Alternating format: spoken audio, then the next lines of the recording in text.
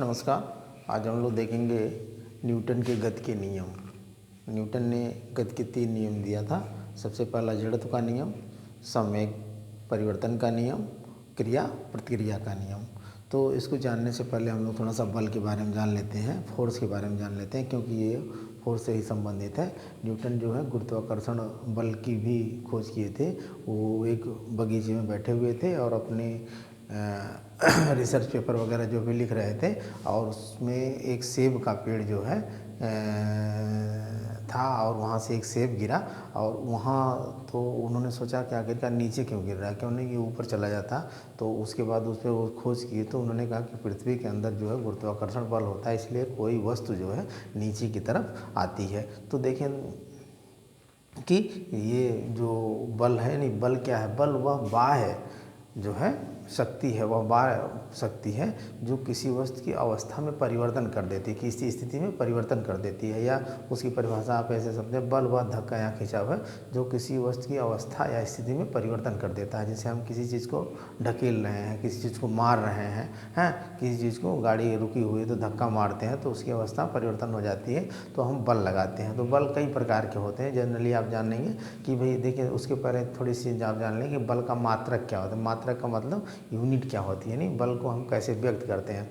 तो बल के मात्रक को ऐसे तो न्यूटन कहा जाता है, क्योंकि न्यूटन ही जो है गुरुत्वाकर्षण बल की खोज किए थे, तो इसलिए उनके नाम से ही इनके बल के मात्रक को कर दिया गया कि बल के मात्रक को न्यूटन कहा जाए। तो ये एमकेएस पद्धति में कहा जाता है, और सीजीएस पद्धति में जो है बल के मात्रक को डायन कहा जाता है। ठीक है, लेकिन अगर उसको किलोग्राम मीटर प्रति सेकंड स्क्वायर, इसको किलोग्राम मीटर प्रति सेकंड स्क्वायर भी कह सकते हैं, या एमकेएस पद्धति में न्यूटन भी कह सकते हैं, या सीजीएस पद्धति में डायन भी कह सकते हैं। दूसरी उसकी बीमा मतलब कि किलोग्राम को एम और मीटर को एल से, और टी अगर मान लीजिए प्रति सेकंड स्क्वायर, जैसे यहाँ दिखा दिया गया कि मान लीजिए ये है आपका, तो ये किलोग्राम से एम हो गया, और ये जो है मीटर से एल हो गया। अगर मीटर है तो टी का 2 हो गया। अब इसको जब ऊपर ले जाएंगे तो M L T minus 2 metre प्रति किलोग्राम मीटर प्रति सेकंड स्क्वायर। तो इस तरीके से माइनस, यहाँ माइनस लगा देंगे। ठीक है, तो इस तरीके से ये हो जाएगा आपका। तो यहाँ पे जो है अब देखेंगे कि बल के कितने प्रकार होते हैं। जनरली सभी लोग जानते हैं कि भाई बल हर तरफ से लगता है। एक संतुलित बल होता है, एक असंतुलित बल होता है, घर्षण बल होता है, गुरुत्वाकर्षण बल होता है, पेशी बल होता है, चुंबकीय बल होता है। तमाम प्रकार के बल होते हैं जहाँ जहाँ जिसका प्रयोग होता है। तो ये बहुत आप लोगों के लिए देखिए, जो ये बल है, ये बल हमारे दैनिक जीवन में प्रयोगी चीज़ है, लेकिन ये किताबों में कुछ ऐसी भाषाओं के माध्यम से लिख दिया जाता है जिसे याद करने में हम लोगों को बड़ी कठिनाई होती है। तो वो है कुछ नहीं, फिजिक्स बहुत कठिन चीज़ नहीं है, बस खाली ये दिमाग में ये है कि फिजिक्स है, केमिस्ट्री है, मैथ है, बहुत कठिन है। लेकिन अगर आप उस कंसेप्ट को समझ जाते हैं, उस चीज़ को आप दैनिक जीवन में प्रयोग करते हैं, आप प्रतिदिन उसका प्रयोग करते हैं, लेकिन होता क्या है कि उसको उसकी भाषाओं, इतनी भाषाओं को तोड़ मरोड़ करके लिख दिया जाता है। उसकी भाषाओं को याद करते हैं, जब उसकी आप डेफिनेशन याद करते हैं तो उसमें जो है याद करने में आपका उलझ जाते हैं आप उस चीज़ को। हम उस जैसे हम तो अपने दैनिक जीवन में बार बार बल का प्रयोग करते हैं। ये बल ऐसे लग रहा है, वो बल वैसे बल, पेशी बल हमारे मांसपेशियों हाथों द्वारा कार्य करते हैं, पैरों द्वारा कार्य करते हैं, अपने शरीर के हर अंगों द्वारा जो भी कार्य करते हैं उसको पेशी बल कहते हैं। चुंबकीय बल आप समझ रहे हैं कि चुंबक के द्वारा जो किसी चीज़ का आकर्षण होता है तो चुंबकीय बल होता है। घर्षण बल मतलब कोई चीज़ चलती है तो धीरे धीरे अपने आप रुक जाती है, इसका मतलब कि घर्षण उसमें लगता है ना। आप जैसे कोई चीज़ एकदम स्मूथ है, उस पर कोई चीज़ आप ऐसे फेंकेंगे तो अगर बहुत ज़्यादा स्मूथ है तो बहुत दूर तक जाएगी, क्योंकि उसका घर्षण कम लगेगा। अगर वो खुरदुरी है, टूटी फूटी है, रफ रास्ता है तो जाकर के रुक जाएगी, क्योंकि उस पर घर्षण बल ज़्यादा लगेगा। तो हम इस चीज़ों को अपने दैनिक जीवन में बराबर देखते हैं और करते भी हैं, दैनिक जीवन में इसका उपयोग भी करते हैं।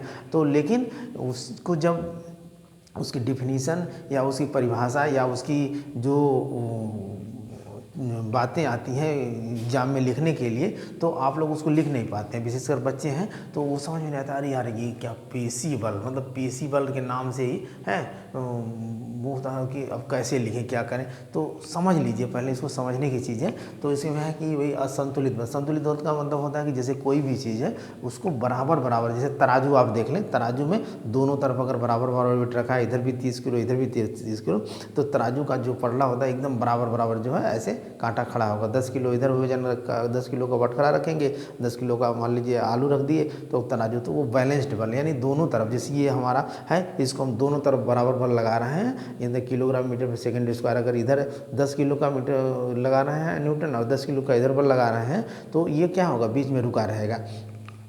तो इस तरीके, अगर जिधर बल हमारा ज़्यादा होगा उधर वो खींचा जाएगा, जिधर कम होगा उधर वो हो जाएगा। लेकिन बैलेंस्ड बल का मतलब, संतुलित बल का मतलब होता है कि वो चीज़ अपने जगह पे जो है यानी बराबर बल उसमें लगे। असंतुलित बल, असंतुलित बल का सेम उसी का उल्टा है। भाई कोई चीज़ है, हम ज़्यादा बल लगा दिए किसी तरफ तो उधर ढरक जाएगी। जैसे मान लीजिए हम सूटकेस वगैरह लेके जाते हैं, उसको एक तरफ से खींचते हैं वो धीरे धीरे धीरे धीरे हमारे पीछे उसके हैंडल पकड़ करके लेके चले जाते हैं। तो इस तरीके से असंतुलित बल होता है, मतलब एक तरफ कम लगता है, एक तरफ ज़्यादा लगता है। दूसरा होता है कि भाई ये जो है संपर्क बल, संपर्क बल का मतलब होता है, आप जान ही रहे हैं कि किसी भी वस्तु के साथ जब कोई संपर्क स्थापित करता है, दो वस्तुएं संपर्क स्थापित करता है, तो दोनों के बीच में बल लगता है। संपर्क करने पे जो बल लगता है, घर्षण बल, अभी मैंने बताया आप लोगों को उदाहरण कि वही खुरदुरे पे जो है घर्षण बल ज़्यादा लगेगा, स्मूथ है एकदम चिकना है तो घर्षण बल कम लगेगा, है।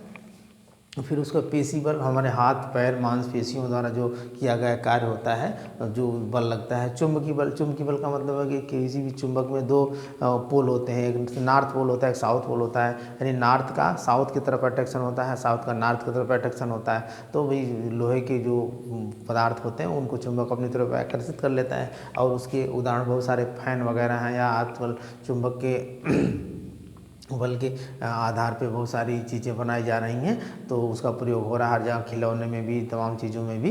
फिर कह रहा है कि गुरुत्वाकर्षण, गुरुत्वाकर्षण बल वही जो न्यूटन ने कहा कि पृथ्वी के अंदर भी एक बल होता है जो पृथ्वी अपनी तरफ किसी चीज़ को खींचती है, उसको हम गुरुत्वाकर्षण बल कहते हैं। फिर कह रहा है कि विद्युत बल, विद्युत बल का मतलब कि इलेक्ट्रिक भी अपनी तरफ किसी की चीज़ को खींचती है, तो उसको इलेक्ट्रिक बल कहते हैं। अब उसको जैसे आप देखेंगे जो फैन होता है, फैन के चारों तरफ किनारे किनारे लाइट का प्रयोग करते थे, बीच में एक रॉड डाल दिया जाता है, उसमें धारा प्रवाहित कर दी जाती है, तो वो भी एक चुंबक की तरह कार्य करता है। तो इलेक्ट्रिक जाने के बाद वो आपका चुंबकीय बल जो है विद्युत बल चुंबकीय बल की तरह कार्य करने लगता है। फिर सबसे ज़्यादा इंपॉर्टेंट न्यूटन के जो गति का नियम है, इसको हम लोग समझेंगे। ये तो जनरल सी चीज़ थी जिसे हमने आपको बता दिया न्यूटन के गति के नियम के बारे में। जैसे पहला था जड़त्व का नियम। जड़त्व का नियम क्या कहता है भाई, इसको जड़त्व के नियम को न्यूटन ने बनाया कि कोई चीज़ अगर स्थिर है तो वो स्थिर रहेगी, अगर कोई चीज़ गतिमान है तो गतिमान है। इन्होंने दो प्रकार से बताया, स्थिर जड़त्व का नियम और गति के जड़त्व का नियम। तो पहले उन्होंने बताया कि अगर कोई चीज़ स्थिर है तो वह जो है जब तक उस पर कोई बाह्य बल न लगाया जाए, है बल तो बाह्य बल होगा, बाह्य बल न लगाया जाए तब तक वह जो है अपने स्थिर अवस्था में रहेगी, वो जो है विरामावस्था में रहेगी। अगर जब हम उस पर बल लगाएंगे तब वो वस्तु जो है गतिमान होगी। तो कोई भी चीज़ होती है, जैसे आप देखेंगे कि गाड़ी खड़ी है और उसके बाद वो स्थिर है, अगर उसमें धक्का लगाते हैं तो वो क्या होती है, गतिमान हो जाती है, ठीक है। तो वो कह रहा है कि जब तक वस्तु पे कोई बाह्य बल नहीं लगाया जाता है वो वस्तु क्या है, स्थिर रहेगी। दूसरा कहता है जड़त्व का नियम। जड़त्व का ये गति का नियम। गति का नियम के मतलब कोई वस्तु अगर गतिमान है तो वो अगर उस पर बाह्य बल नहीं लगाया जाएगा तो वस्तु जो है क्या होगी, वो गतिमान ही रहेगी, है वो क्या होगी, गतिमान ही रहेगी। जिसमें एक विलियम मस्क नामक वैज्ञानिक थे जो हाइपरलूप के आविष्कार किया। उन्होंने कहा कि भाई इसको गैलीलियो से संबंधित भी, गैलीलियो का नियम भी, जड़त्व का नियम कहा था, गैलीलियो का नियम भी कहा जाता था। उन्होंने एक जो है इस टाइप की नली बनाया, मान लीजिए एक प्रयोगशाला में नली बनाया, और उन्होंने कहा कि कोई वस्तु रुकती क्यों है। जैसे ये तो बता दिए गैलीलियो जो बता दिए और न्यूटन जी ने बता दिया कि भाई वस्तु जो है बाह्य बल के कारण रुक जाती है। तो उसमें तीन प्रकार का, एक तो पहले घर्षण बल लगता है, दूसरा हवा के कारण वो रुकती है, और तीसरा जो है वो घर्षण बल लगता है, हवा के कारण रुकती है, और तीसरा जो है वो धीरे धीरे गुरुत्वाकर्षण बल होता है, गुरुत्वाकर्षण बल होता है जो पृथ्वी अपनी ओर नीचे को। तो ये सबसे कम बल होता है, सबसे कम होता है, सबसे ज़्यादा घर्षण बल होता है। फिर उसके बाद हवा भी रोकती है, जैसे हम चल रहे हैं तो हवा भी हमको रोकती है ना। तो इन्होंने क्या किया कि एक इस तरीके से मान लीजिए कोई प्रयोगशाला में एक पाइप बनाई और पाइप के चारों तरफ क्या किया उन्होंने मैग्नेट लगा दिया। ये क्या किया मैग्नेट लगा दिया और इसमें ये मान लीजिए ट्रेन टाइप एक संरचना बना दी, जैसे ये ट्रेन है, ये ट्रेन बना दिया और ट्रेन में डिब्बे बना दिया और उसके बाद इसके जो चारों तरफ थे इधर प्लस मैग्नेट चार्ज कर दिया, इधर माइनस मैग्नेट चार्ज किया। जब प्लस माइनस जब हो जाएंगे यानी दोनों तरफ ये इधर माइनस हो तो इधर भी माइनस कर दिया तो दोनों तरफ वो अट्रैक्शन नहीं होगा तो रिफ्लेक्शन होगा, ये सटेगी नहीं। तो क्या हुआ कि भाई उसमें क्या होगा घर्षण बल लगेगा ही नहीं, घर्षण बल नहीं लगेगा। फिर क्या किया कि उसमें गुरुत्वाकर्षण बल बहुत माइन्यूट होता है तो उन्होंने कहा कि बहुत तेज़ी के साथ चलेगी। अगर ऐसी कोई मान लीजिए सुरंग हो या ऐसा कोई जगह बना दी जाए कि जिसके चारों तरफ जो हो उस तरीके की संरचना बना दिया जाए और उसमें घर्षण बल भी ना लगे और हवा भी निर्वात भी कर दिया जाए उसको, है ना, भाई ऑक्सीजन लेने के लिए उसके अंदर हवा रहे। ऐसा नहीं है कि अंदर भी हवा ना रहेगी तो आदमी जिएगा कैसे, अंदर हवा रहे लेकिन बाहरी जो उसका परिवेश है वहाँ हवा ना रहे, निर्वात हो तो उसमें रोक नहीं लगेगा। तो पता चलेगा कि आपको यहाँ से दिल्ली जाना है, पता चलेगा 10 मिनट पता नहीं इतनी स्पीड से हो जाएगी, ये प्लेन की तरह जो है से भी स्पीड में चली जाएगी, यानी एक बार पुश आप करेंगे उसको और बहुत तेज़ी से सन्न पहुंच जाएगा क्योंकि उसमें घर्षण बल नहीं लगेगा, गुरुत्वाकर्षण बल बहुत कम लगता है और हवा का भी दबाव बहुत कम लगता है। तो इस तरीके की खोजें चल रही हैं, ये खोजें जो है बहुत चल रही हैं। और इसके बाद जो है इन्होंने उसकी परिभाषा को दिया, जड़त्व का नियम जो है परिभाषा को दिया कि कोई वस्तु जो है अगर स्थिर है तो स्थिर रहेगी, गतिमान है तो गतिमान रहेगी जब तक उस पर कोई बाह्य बल ना लगाया जाए। यानी फोर्स की परिभाषा भी वही थी कि किसी वस्तु की स्थिति और अवस्था में परिवर्तन अगर किया जाता है तो उस पर कोई बाह्य फोर्स लगाया जाता है तो उसको हम बल कहते हैं, यानी धक्का या खिंचाव है जो उसकी अवस्था को परिवर्तित कर देता है, तो इस तरीके से उसे हम बल कहते हैं। दूसरा इन्होंने बताया कि सम्यक परिवर्तन का नियम, और सम्यक परिवर्तन का नियम उन्होंने बताया कि भाई सम्यक परिवर्तन यानी उन्होंने कहा कि जो सम्यक परिवर्तन होता है उसको भी बल कहते हैं। अब सम्यक परिवर्तन का मतलब होता है, सम्यक क्या होता है इसे आप जानेंगे। सम्यक में होता है मतलब मास होता है, यानी द्रव्यमान होता है, द्रव्यमान जिसको हम कहते हैं मास कहते हैं। और वेग क्या होता है, वेग मतलब वेलासिटी जिसको v कहते हैं, यानी इसको यम कहेंगे और इसको v कहेंगे। अब इन्होंने कहा कि सम्यक परिवर्तन जो होता है उसको फोर्स कहा जाता है, क्या कहता है, यानी फोर्स कहा जाता है, यानी या सम्यक परिवर्तन को फोर्स कहा जाता है, एफ कहा जाता है, ठीक है। तो यहाँ हम जानेंगे। और उन्होंने बताया कि जो मात्रा और वेग में जो परिवर्तन होता है उसको संवेग कहते हैं, मात्रा और वेग में परिवर्तन होता है उसको संवेग, यानी मात्रा और वेग। अब जैसे मान लीजिए कोई वस्तु है या कोई लड़का है, ठीक है, उसका वजन मान लीजिए 30 किलो है, कितना है उसका वजन, जो है छोटा बच्चा है उसका वजन 30 किलो है, ठीक है, और 5 किलोमीटर प्रति घंटे की स्पीड से वो चल रहा है, ठीक है। और मान लीजिए वो उसका चल रहा है, फिर उसके बाद वजन तो उतना ही रहेगा, वजन फिर 30 किलो है, फिर उसके बाद वो 6 किलोमीटर की स्पीड से आ रहा है, तो उसको हम कहेंगे कि भाई वजन तो उतना ही है, यानी मास तो उतना ही रहेगा। तो वो कहेगा कि यानी अब उसको परिवर्तन हम करेंगे तो यानी मास क्या हो जाएगा, जैसे कि अब अब जैसे वेग परिवर्तन करेंगे तो वेग मान लीजिए ये आपका v2 हो गया, ये आपका v1 हो गया, और वजन यम जो है वही रहेगा, यम वो वही रहेगा, यानी आप जो निकालेंगे यानी P बराबर यम v2 माइनस यम v1 अपन, अच्छा सम्यक परिवर्तन की दर को क्या कहते हैं, टी कर देंगे, यानी सेकंड हो जाएगा ये, तो यहाँ हो जाएगा आपका यानी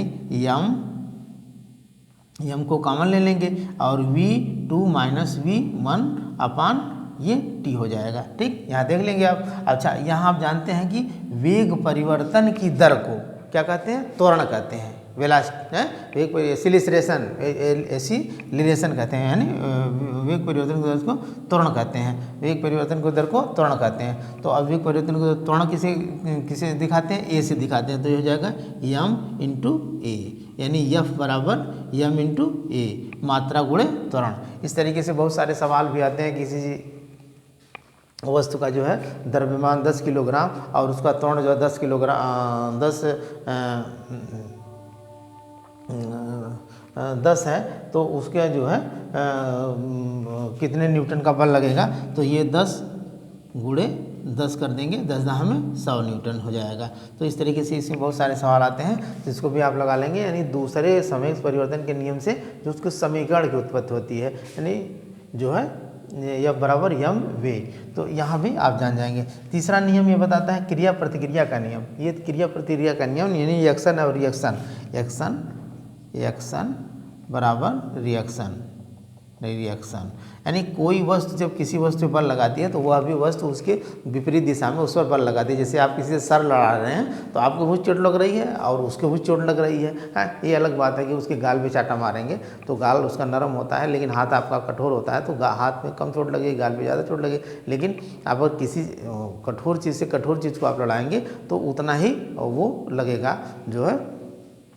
एक्शन को रिएक्शन का नियम कहते हैं, यानी क्रिया प्रतिक्रिया का नियम। जैसे हम किसी चीज़ पे जो है जितना ही बल लगा, जैसे आप देखेंगे रॉकेट वगैरह जो जाती है वो क्रिया प्रतिक्रिया के नियम में जितने तेज़ी के साथ पीछे जो है वो फोर्स के साथ फेंकती है अपना धुआं, उतने ही तेज़ी के साथ यानी ईंधन जब जलता है धुआं फेंकती है उतने तेज़ी के साथ वो ऊपर भी जाती है।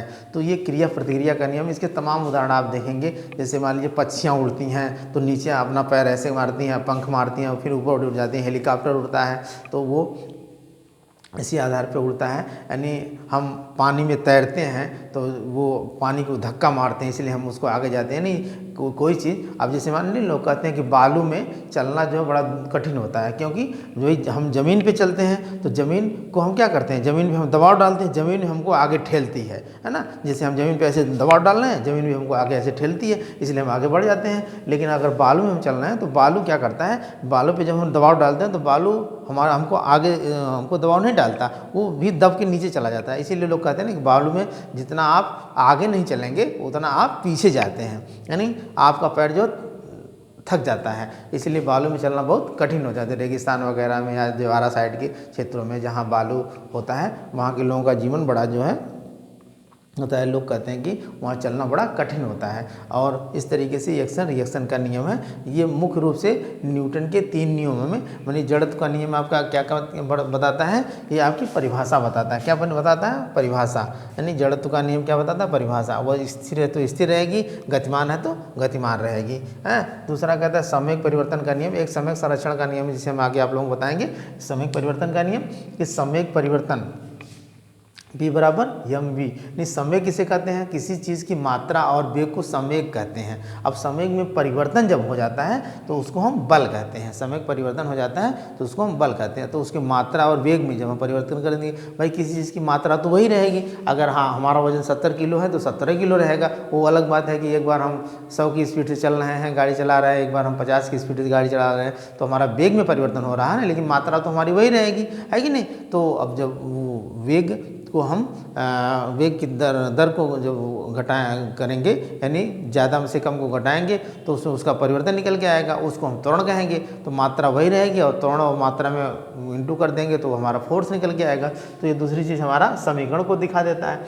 तीसरा चीज़ कह रहा है कि उसकी दिशा और प्रकृति को दिखाता है। भाई अच्छा, एक चीज़ और है कि जब कोई चीज़ किसी चीज़ को क्रिया प्रतिक्रिया करती है तो वो विपरीत दिशा में बल लगाती है ना। जैसे हम किसी चीज़ को मार रहे हैं तो हम इस साइड में मार रहे हैं, और वो चीज़ हमको वो हमारे अपोजिट दिशा में वो हमारी तरफ जो है दबाव डाल के हमको मारेगी, तो उसकी दिशा क्या होती है, विपरीत हो जाती है। इसी में आप ध्यान रखेंगे। तो यहाँ जो है 3 नियम है, जड़त्व का नियम, सामयिक परिवर्तन का नियम, क्रिया प्रतिक्रिया का नियम। न्यूटन के 3 नियम दिए गए थे। और इसमें देखिए यहाँ से जो है कुछ क्वेश्चन भी आपको बनते हैं, जो F बराबर mv। तो यहाँ से या आपके ये यहाँ से भी क्वेश्चन बन सकते हैं, संवेग बराबर मात्रा गुणे वेग। या ये आपका ये भी बनता है एक्सीलरेशन, त्वरण बराबर v2 माइनस v1 अपान t, एक फार्मूला ये आपका होता है। और दूसरा होता है संवेग बराबर मात्रा गुणे वेग, एक फार्मूला ये आपका बनता है। दूसरा बनता है बल बराबर मात्रा गुणे त्वरण, ये फार्मूला ये बनता है। इस तीनों फार्मूलों को आप याद रखेंगे, और इन तीनों फार्मूलों से आपकी जो है ये आपके न्यूटन के गति के नियम के ये तीनों फार्मूलों से आपके सवाल आ सकते हैं। जैसे मान लीजिए पूछ दिया कि त्वरण किसी चीज़ का, मान लीजिए वेग किसी चीज़ का जो है 25 है और फिर उसके बाद उसका वेग बढ़ करके जो है 50 हो गया, तो उसका जो है त्वरण कितना हो गया। तो भाई समय मान लीजिए कह दिया कि 5 सेकंड है, तो भाई अब 50 माइनस 25 अपान 5, तो ये 50 में से 25 घटा दें 25 हो गया, अपन 5 हो गया, यानी 5 25 5। ठीक है, तो इस तरीके से हो गया। अगर संयोग पूछ रहा है किसी चीज़ का तो उसकी मात्रा दे देगा। मान लीजिए किसी चीज़ की मात्रा 40 किलो और उसका वेग है जो है 10 है, तो उसका क्या हो जाएगा 40 गुणे 10 बराबर ये आपका 400 संवेग हो जाएगा इसका। ठीक है, तो इस तरीके से अब बल का तो बहुत ज़्यादा क्वेश्चन आपके आते हैं बल से संबंधित आपके, यानी मात्रा मान लीजिए 100 है और उसका त्वरण जो है 10 है, तो उसके बाद उसका F बराबर एम ए यानी 100 गुणे 10 तो हो जाएगा 1000 न्यूटन। तो इस तरीके से ये क्वेश्चन आपके बनते हैं। इसे आप देख लेंगे कि जो कि फिजिक्स में क्या होता है, थोड़ा सा मैथमेटिकल टर्म में होता है, यानी केमिस्ट्री में भी होता है, फिजिक्स में होता है। ये 3 सब्जेक्ट आपके ऐसे होते हैं, फिजिक्स, केमिस्ट्री और मैथ, जिसमें आपका जो है यानी नहीं कहते हैं केमिस्ट्री तो समझ लीजिए एक तरीके से, यानी ये सब्जेक्ट कठिन इसलिए माने जाते हैं कि बार बार रिपीट मांगते हैं। हालांकि इसका हमारे दैनिक जीवन में बहुत ज़्यादा प्रयोग होता है, लेकिन इसकी जो भाषाएं होती हैं ऐसे घुमा फिरा करके लिख दी जाती हैं कि उसको समझने में, जैसे एक तो बच्चे होते हैं, जैसे विशेषकर मैं बच्चों से कहना चाहूँगा जो बच्चे अभी अर्ली एज में है, 6, 7, 8, 9, 10th में है, उनके लिए क्या होता है कि जैसे उस चीज़ को जो है वो अब कठिन मान लेते हैं कि अरे ये तो बहुत कठिन चीज़ है। और कुछ चीज़ें जैसे केमिस्ट्री वगैरह की चीज़ें होती हैं जो हमारे दैनिक जीवन से उपयोगी नहीं होती हैं। मान लीजिए बायो की चीज़ें हैं, तो बायो जो मैं पढ़ाता हूँ तो उसको इतना हमारे दैनिक जीवन से जोड़ करके पढ़ाते हैं। हालांकि फिजिक्स भी, जैसे अभी मैंने आप लोगों को फोर्स पढ़ाया, इसके बाद गति के बारे में, फिर उसके बाद ध्वनि के बारे में, है ना, फिर उसके बाद लाइट के बारे में, ये सारे क्लासेस हो गए। इसका प्रयोग हम लोग जाने, क्योंकि ये सारे दैनिक जीवन में, अभी देखिए नई शिक्षा नीति में भी वही प्लानिंग हो रही है जो 2022 में तक लागू होने वाली थी, लेकिन कोरोना की वजह से लग रहा है 2023 में लागू हो जाएगी। जो नई शिक्षा नीति बन रही है उसमें जो आपके जो 5+3+3+4 की शिक्षा नीति है, नई शिक्षा नीति 5+3+3+4। तो आप 5 को क्या समझेंगे? 5 का मतलब पहले बच्चा किस क्लास में पढ़ने जाता था, यानी 6 साल के बाद जाता था तो कक्षा 1 में उसका एडमिशन होता था। लेकिन अब क्या होगा, 3 साल के बाद ही जाएगा, उसका कक्षा 1 में एडमिशन हो जाएगा। यानी 3 साल में जाएगा तो बच्चे का नर्सरी में एडमिशन होगा। किस में होगा? नर्सरी में। 3 साल के बाद 3 साल में जाएगा तो नर्सरी में एडमिशन होगा, फिर जाएगा तो प्लस जो है UKG में एडमिशन होगा, फिर जाएगा तो जो है यानी LKG में एडमिशन होगा, फिर जाएगा तो UKG में एडमिशन होगा। ठीक है, फिर जाएगा तो 1 में एडमिशन होगा, फिर जाएगा तो 2 में एडमिशन होगा। यानी 1 2 3 4 5, यानी ये जो 5 आपका दिखा रहा है, ये 5 साल में बच्चा कक्षा 2 पास कर लेगा। तो ये जो 5 साल आपका दिखा रहा है, इसमें कोई परीक्षा नहीं होगी, नो एग्जाम होगा, इसका कोई एग्जाम नहीं होगा। यानी प्ले एजुकेशन होगी, खेल के, जैसे बच्चा घर पे माँ बाप के साथ खेलता है, बच्चे को माँ बाप पढ़ाते लिखाते हैं, उसकी साफ़ सफाई करते हैं, वैसे स्कूलों में भी आंगनबाड़ी केंद्र जो खुले हुए हैं, यानी प्ले स्कूल जो खुला हुआ है, इसकी जिम्मेदारी दी जाएगी कि 5 साल तक के बच्चे को कोई एग्ज़ाम नहीं होगा। और 5 साल बच्चा जो है 3 साल के बाद ही आपका नर्सरी, LKG, UKG 1 और 2 में जा कर के, फिर 3 में जब बच्चा जाएगा, यानी कक्षा 3 में जाएगा, तो वहाँ से बच्चे को, यानी 3 में जाएगा 3 4 5, यानी कक्षा 3 + 4 + 5, यानी ये जो आपकी 5 तक की कक्षाएं होंगी, वहाँ पे बच्चे को कोई ज़रूरी नहीं है कि बच्चे को जो है इंग्लिश पढ़ने पर जोर नहीं दिया जाएगा। यह भी देखिए एक थोड़ी सी वो है कि बच्चे को इंग्लिश पढ़ने पर जोर नहीं दिया जाएगा और उस बच्चों को स्थानीय भाषा पढ़ाई जाएगी। यानी जिस बच्चे में जैसे भोजपुरी भाषा में है, मराठी भाषा में, बंगाली भाषा में, मराठी है ना, तेलुगु भाषा में, तो वो भाषा उसको पढ़ाई जाएगी। फिर ये बच्चा आपका 3 हो गया, 3 साल हो गया, मतलब 3 4 5, फिर उसके बाद ये आपका जाएगा, फिर ये आपका हो गया, मान लीजिए ये 6 + 7 + 8, ये आपका 3 साल ये हो गया।